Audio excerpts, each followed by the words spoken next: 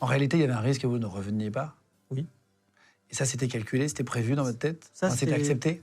Parfaitement identifié et parfaitement accepté par tout le monde. Ça faisait partie de la préparation. C'est-à-dire qu'on a dit, voilà, sur cette expédition, si quelqu'un se fait une blessure anodine chez nous, par exemple en France, on tombe dans une crevasse, on se fait une fracture de la jambe, il y a un hélicoptère qui arrive dans les 2 heures, on va à l'hôpital, on est sauvé. Dans la cordillère de Darwin, s'il y a quelqu'un qui tombe dans une crevasse, qui a une fracture du fémur par exemple, et qui fait une hémorragie, on est sûr qu'il va mourir. Parce que dans cette chaîne de montagne, il n'y a aucun secours possible.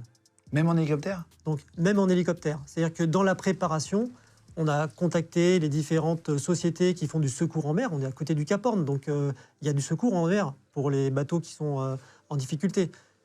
Les sociétés d'hélicoptères refusent de voler dans cette chaîne de montagne, ce qui, évidemment, s'explique parce que c'est à la fois les mêmes vents violents qui sont à 0 mètre d'altitude sur la mer, sauf que cette fois-ci, ils sont en montagne et ils sont en interférence avec le relief, ce qui fait que ça crée des turbulences incroyables. Ah ouais, donc, il n'y a aucun aéronef qui prend le risque de voler dans cette zone.